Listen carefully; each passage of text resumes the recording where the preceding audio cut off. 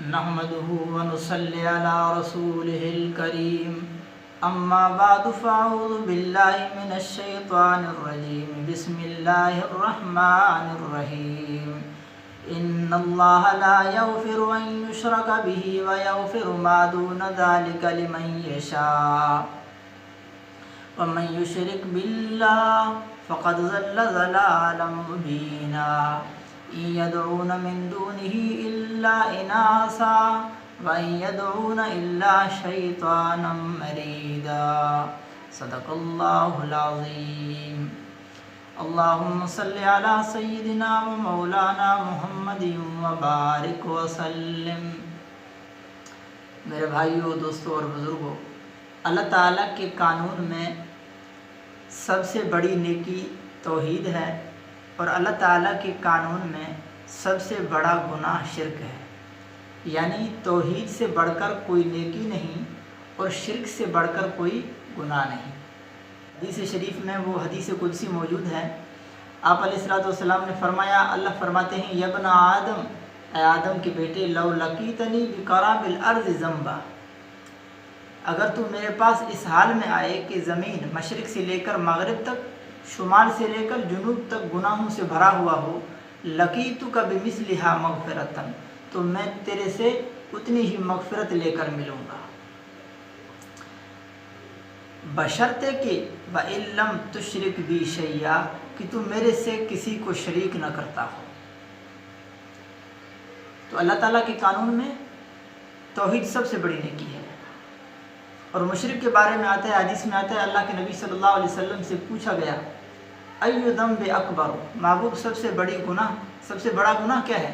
تو رحمت عالم صلی اللہ علیہ وسلم نے ارشاد فرمایا، ان تجعل للہ ندا وہو خلقک، وہ ذات جس نے تجھے پیدا کیا ہے تو اس کے ساتھ کسی کو شریک کر دے، یہ سب سے بڑا گناہ ہے۔ تو ان آیات کے اندر اللہ رب العزت نے شرک کی قباحت کو مزید واضح کر کے بیان فرمایا ان اللہ لا یغفر ان یشرک بہ، بلا شبہ اللہ نہیں معاف کرتے اس کو جو اللہ کے ساتھ کسی کو شریک کرتا ہے، وَيَغْفِرُ مَا دُونَ ذَلِكَ لِمَن يَشَاءُ، شرک کے علاوہ جس کو چاہے گا معاف فرما دے گا، وَمَن يُشْرِكْ بِاللَّهِ، اور جو اللہ کے ساتھ کسی کو شریک کرتا ہے، فقد ضل ضلالا بعیدا، پس تحقیق یہ دور کی گمراہی میں چلا گیا۔ ان یدعون من دونہ الا اناسا، نہیں پکارتے مگر وہ اللہ کے علاوہ عورتوں جیسی چیزوں کو۔ اس آیت کا کیا مطلب ہے؟ مفسرین حضرات سے دو قسم کے اقوال منقول ہیں۔ ایک یہ کہ مکہ کے مشرک لات، منات اور عزا کی عبادت کیا کرتے تھے، اور لات، منات اور عزا یہ مؤنث نام ہیں، عورتوں کی طرح کے نام ہیں۔ لات یہ اللہ کی مؤنث ہے، اور عزا یہ عزیز کی مؤنث ہے، اسی طرح منات یہ منان کی مؤنث ہے، اور یہ عورتوں کی طرح، تو اس لیے فرمایا نہیں پکارتے اللہ کے علاوہ مگر عورتوں جیسی چیزوں کو۔ تو اس سے مراد ہی لات، منات اور عزا ہیں۔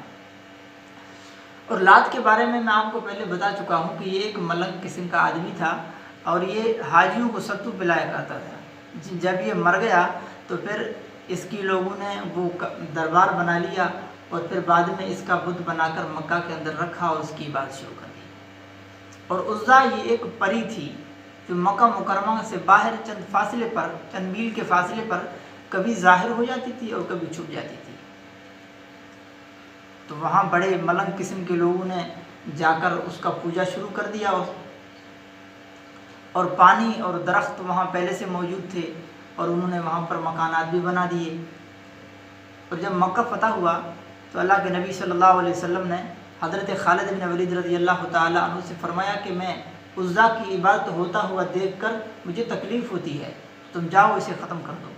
حضرت خالد بن ولید فرماتے ہیں، جب میں وہاں پہنچا تو میں نے دیکھا کہ درخت بھی ہیں، مکانات بھی ہیں، پانی بھی ہے، اور لوگ وہاں ملنگ قسم کے بھی بیٹھے ہوئے ہیں، لیکن عزا نہیں ہے۔ تو حضرت خالد بن ولید نے وہ مکانات گرا دی، درخت کاٹ ڈالے اور ملنگوں کو بھگا دیا، واپس آئے، رسول اللہ کو رپورٹ پیش کی۔ اللہ کے نبی نے فرمایا تم نے جب عزا کو نہیں مارا تو کچھ بھی نہیں کیا، واپس جاؤ اور عزا کو ختم کر کے آؤ۔ اب حضرت خالد بن ولید فرماتے ہیں میں وہاں پر دوبارہ پہنچا، میں نے دیکھا کہ ایک عورت بیٹھی ہوئی ہے، امرأۃ ناشرۃ رأسہا، بکھری بالوں والی عورت، اور وہ پیٹ رہی ہے اور رو رہی ہے، کہہ رہی ہے کہ ہے عزا تو ہلاک کر دیا گیا، تجھے تباہ و برباد کر دیا گیا۔ تو حضرت خالد بن ولید فرماتے ہیں میں اس کے قریب پہنچا اور تلوار سے اس کا سر قلم کر دیا، اور پھر حضرت خالد بن ولید نے جملہ ارشاد فرمایا تلک العزا لا تعبد بعد اليوم، یہ عزا تھی، آج کے بعد عزا کی عبادت نہیں کی جائے گی۔ تو ایک مقصد تو آیت کا یہ تھا کہ لات، عزا اور منات کی عبادت کیا کرتے ہیں وہ لوگ اللہ کے علاوہ اللہ۔ تو دوسرا قول یہ ہے مفسرین کا، اس آیت کا مطلب یہ ہے کہ ان یدعون من دونہ الا اناسا، نہیں پکارتے اللہ کے علاوہ مگر کمزور چیزوں کو، یعنی اللہ طاقتور ذات ہے، تو اس طاقتور ذات کے مقابلے میں یہ کمزور چیزوں کو پکارتے ہیں اور ان سے مدد طلب کرتے ہیں۔ جو بھی ہو دونوں کا مفہوم اور مقصد ایک ہی ہے کہ یدعون من دونہ الا اناسا، نہیں پکارتے اللہ کے علاوہ مگر عورتوں جیسی چیزوں کو، یا نہیں پکارتے اللہ کے علاوہ مگر کمزور چیزوں کو۔ وَإِن يَدْعُونَ إِلَّا شَيْطَانًا مَرِيدًا، نہیں پکارتے مگر شیطان کو جو کہ سرکش ہے۔ لعنہ اللہ، شیطان پر اللہ کی لعنت ہو۔ وَقَالَ لَأَتَّخِذَنَّ مِنْ عِبَادِكَ نَصِيبًا مَفْرُوضًا، آگے شیطان کا جواب ہے، شیطان کہتا ہے لَأَتَّخِذَنَّ مِنْ عِبَادِكَ، البتہ ضرور بضرور میں بنا لوں گا تیرے بندوں میں سے اپنا حصہ، یعنی اے اللہ اگر کچھ بندے تیرے خاص ہوں گے تو پھر کچھ بندوں کو میں بھی اپنا خاص بنا لوں گا۔ کیسے؟ وَلَأُضِلَّنَّهُمْ، البتہ ضرور میں ان کو گمراہ کروں گا، وَلَأُمَنِّيَنَّهُمْ، اور ان کو امیدیں دلاؤں گا۔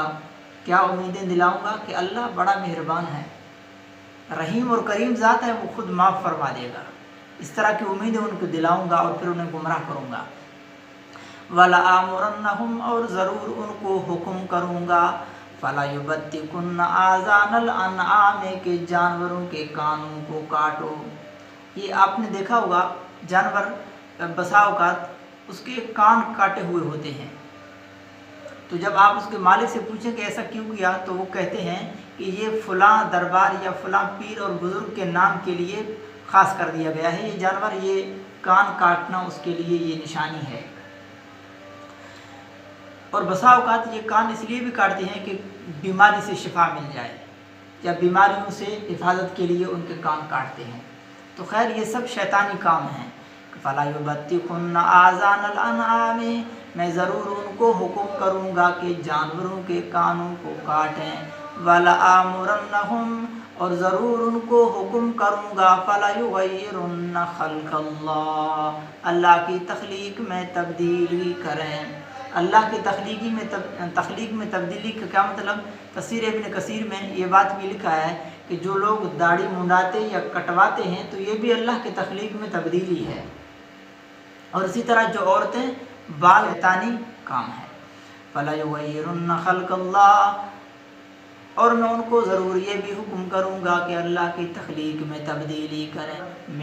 فرماتے ہیں وَمَن يَتَّخِذِ الشَّيْطَانَ وَلِيًّا، جس نے شیطان کو اپنا دوست بنا لیا، اس کے دھوکے والے وعدوں میں آتا رہا، اس کے حکم پہ چلتا رہا، خواہشات پوری کرتا رہا، من دون اللہ، اللہ کے علاوہ، فقد خسر خسرانا مبینا، پس تحقیق یہ واضح گمراہی کے اندر چلا گیا۔